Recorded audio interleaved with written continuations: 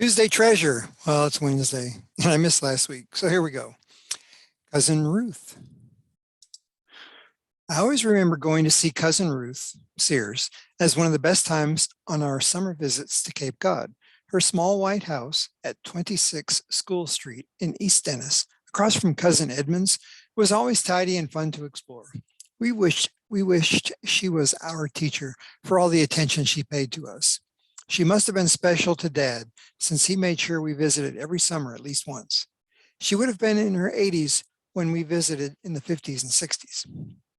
She is listed as number 2639 in Samuel May's Descendants of Richard Sears. He shows her birth in Harwich, but the Dennis vital records say she was born September 14th, 1878 in Dennis, a minor conflict. Sometimes the town clerks recorded births in more than one town, but surely she was born right on Quivett Neck, sometimes known as Searsville, with the rest of the clan. We have her report card from 3rd to 4th grade, age 9. Ruthie B. Sears, 1887. She had excellent in arithmetic, geography, spelling, reading, writing. Language was good. There were 11 pupils, and her deportment was also excellent. Signed by Carrie Sears, her mother.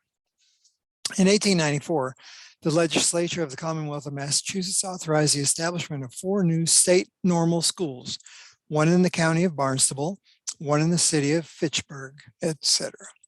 The Barnstable School can be reached from Boston via the Cape Cod division of the New York, New Haven, and Hartford Railroad. The train service is excellent, especially June 1st to November 1st, when thousands of summer visitors sojourn to enjoy the season on the Cape. It must be due to synchronicity that her younger cousin, Leslie, he was born when she was 14, would later work for that same railroad. In an 1895 Dennis directory, she's age 17 and is listed as Miss Ruth Sears, student, School Street, East Dennis. Ruth graduated from the Dennis North High School with the class of 96 Thursday evening on July 2nd. Her classmates were Edith Kroll, Sarah Briggs Nickerson, Lucy Howes Sears, Nettie Ava Sears, and 9 others.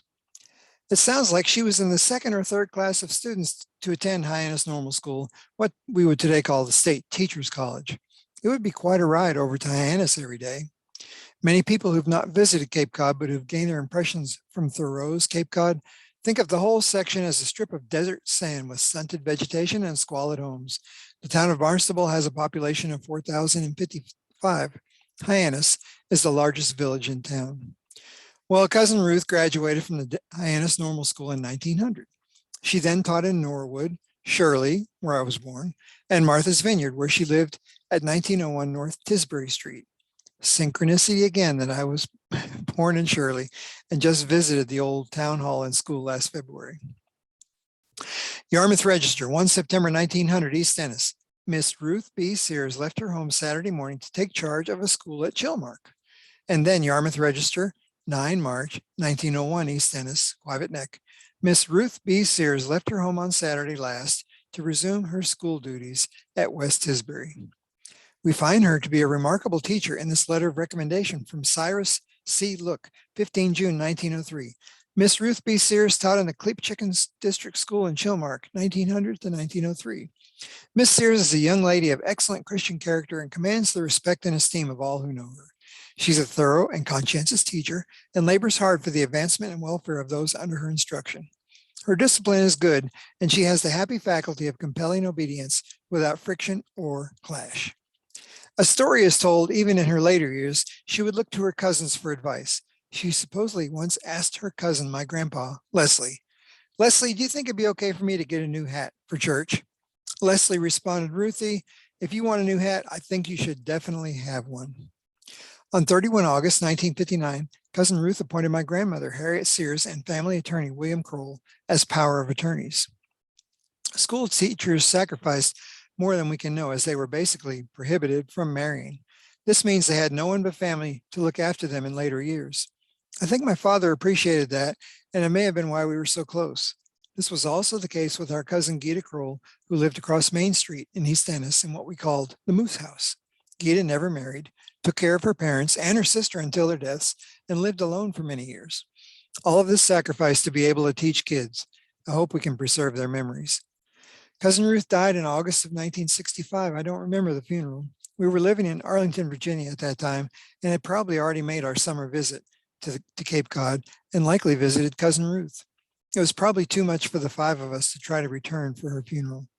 Her funeral was officiated by Reverend John C. Wingett, my dad's cribbage partner, and Reverend Stephen W. Brown on 4 August 1965, and the services were held at First Wesleyan Methodist Church on Center Street, Guayvat Neck, East Ennis, which many of the family attended. Her tombstone is recorded in cemetery inscriptions of Dennis, Mass. by Burton Nathaniel Derrick on page 157, so you could draw a half-mile circle around the places where Cousin Ruth was born, died, and buried. But she left a mark on students across the Commonwealth of Massachusetts and now on her family and neighbors. In the Yarmouth Register, 24 February 1967, we find that regional high school graduates who reside in East Ennis will benefit from the income of a $38,000 account deposited with Cape Cod Bank and Trust. This is the Ruth B. Sears Scholarship Fund, representing the life savings of a school teacher in East Ennis to further the education of deserving students from East Ennis according to her will. Part of this scholarship was awarded 11 July 1999 in a notice from the Cape Cod Times, $525 each to Matthew Berry, Stephen Lasilla, Julie Rennert, and Kathleen Travello from the Ruth E. Sears Scholarship Fund for students who live in East Ennis based on scholastic ability, potential worthiness, and likelihood of success. On Friday, 15 January 1999, when I first moved to Cape Cod to live, I met William Bud and Thelma Loring from Monument Beach, and they both had Cousin Ruth as their 5th grade teacher at Bourne Elementary School in the early 30s. Synchronicity in play again as one person touches the lives of many. And I just wanted to share the picture I had in the book of Ruth. Hopefully you can see Ruth Berry Sears, about 1898, so kind of a high school graduation for college time. Well, I hope you enjoyed that little story, and I'll be posting it up on the internet.